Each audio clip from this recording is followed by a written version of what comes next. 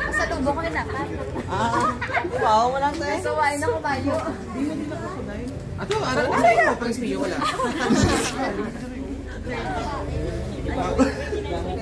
Aba.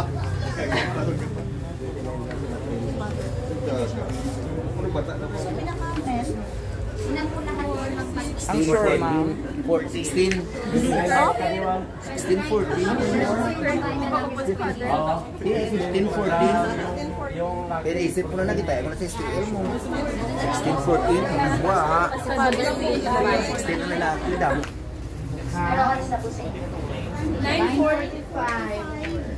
9:45 na po. 9:44. 1 minute po, start na po tayo. May CR po sa Canon. Canon. Kung di po kayo makapicture dyan, later po, pwede po kayo bumalik after ng tour. Okay? 1 minute po, start to tell you. Thank you. Wow!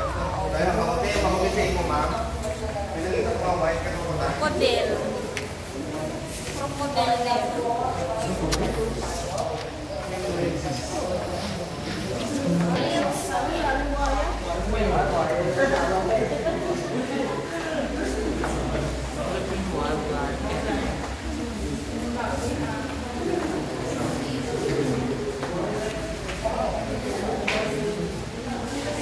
Okay, so excuse me everyone, let's start na po. Kung gusto nyo po mag-picture in this area, balik lang po kayo after ng tour natin. But for now, let's start na po.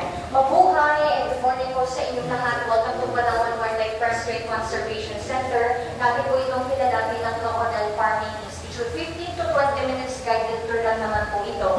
The rest is already self-guided. Yung po yung reptile house sa nature park, nature lamang, 1 meter distance to the enclosure of the animals in the area. Kung gusto nyo pong bumukan ng buhay na buhaya, may naka-avail po sa inyo, di ba? I-represent nyo lang po yung card doon. Sa mga hindi pa po naka-avail, punta pa rin po kayo, mga kaya nyo naman po buhayin ng crocodile. 60 pesos lang naman po yung bayad. Ang features na po sa inyong cellphone and cameras. Sa ticket booth po na yun, babayaran. Kung saan po kayo bumili ng inyong entrance tickets. Okay? So before we go to the live crocodiles, ipapakilala ko lang po sa inyo. Rio, R.I.O. Lalaking saltwater crocodile na huli sa Rio Tuba River, Bataraza, parte south ng Palawan noong August 4, 1990, 1990. Kasi naka-atake siya ng mangingisda na patunayan pa po, nalunok niya yung kanang biti ng biktima. 5 months lang po ang tinagal ni Rio sa pagkakahuli na matay din dahil sa stress related sa kanyang transport. 60 years old na siya nung namatay, 60. For his skin, totoong balat ni Rio, hindi na po yan magagamit pang bags, belts, and wallets, not anymore. The usual skin that are used for those products are the 3 to 5 years old saltwater crocodiles lamang. Maski naman po sa mga crocodile meat products, 3 to 5 years old na. Again, Rio was 60 years old when he died, 60, for display na lang yan. Okay? So si Lolong the Crocodile, tandang-tanda, di ba? Hindi naman po nahuli dito sa Palawan and he was never here. He was captured sa Agusan del Sur sa Mindanao noong 2011 because of the same case, human and crocodile conflict. Sa ngayon, naka-display na siya sa National Museum in Manila kasi namatay din po si Lolong the Crocodile due to stress, and that is stress related to his environment. Ganyan talaga may buhay na sa stress, no? So everyone, the name Lolong in honor sa kanyang lead captor, Sir Ernesto Lolong Conyate, former employee of this project. Pero sa totoo lang, hindi sila nagkaabutan ni Lolong the Crocodile. Bakit? Kasi inatake siya sa puso. Okay? So everyone, yung habang pa ni Lolong is 20.36 meters, 1 meter longer lang po kay Rio. That's why he was recognized by the Guinness Book of World Records noong 2012. Okay? So our next stop na po will be the hatchling house, and there we will see young crocodiles. Everyone, hands off naman po for your safety, ha? Huwag niyo po silang i-expect na gumalaw ng bongga-bongga. Nocturnal animals po sila. Most active at nighttime, but it doesn't mean that they're sleeping right now. Hands off. Pwede mag-picture, kindly do not shout to minimize the stress to the young crocodiles. So again, kung gusto kong bumalik dito after ng turn natin, balik lang kayo. But for now, let's all go to the hatchling house.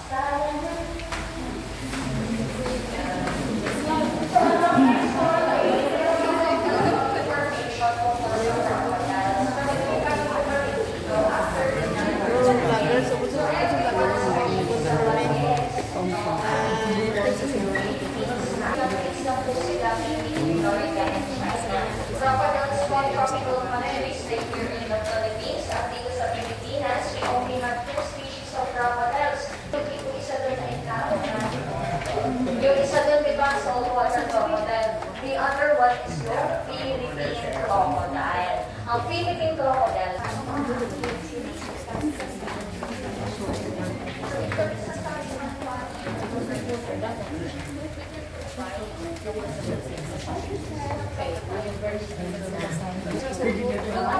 meters, ang usual na yun ang mga Philippine crocodiles, ang naminipur sila ng 30 to 40 days. So, ano ang year lang naman po?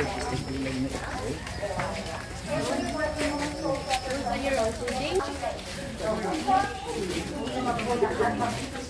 Pag-examine ko, yung survival of the fittest. So dito, pinag-farm at binibring natin sila. Para kung gusto niyo po magtayo ng sarili yung crocodile farm dito sa Pilipinas, this is the only place na kung saan pwede kayong bumili ng mga batang saltwater crocodiles. I-clone batang saltwater crocodiles para lakihin ko yun, hinahinat ako. For example, license farm sa Tagaytay, Davao, Tarlac, dito po nila nga po kayo breeders sa mga. So, pula-pula ang mga breeders. So, galing dito, sila po ang nagsusupply. So, nasa ngayon po ang production, so no supply. Alright? So, everyone, dito na po yung hatchling house natin.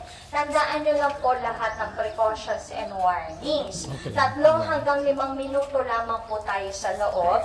Pag ganito ang itsura ng buhaya, yan po yung batang saltwater crocodile. They have darker and kalat-kalat na spots. Saltwater crocodile. If it's aligned on the tail area, faded and lighter in color, yan po yung Philippine crocodile. Okay? So we're going to see each other sa dulo ng walang hanggan. Everyone, welcome, welcome.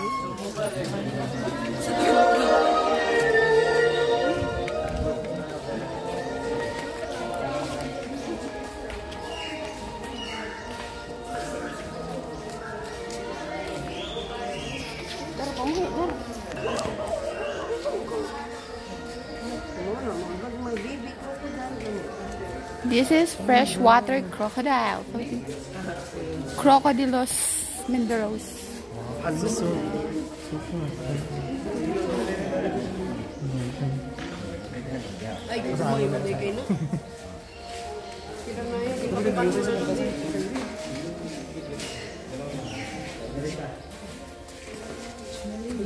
Ito. Same freshwater.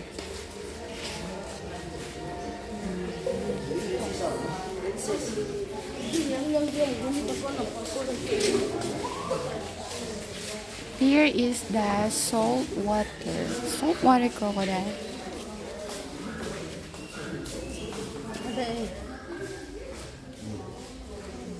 And There's a lot of another saltwater. Ay! Freshwater. Medyo malaki.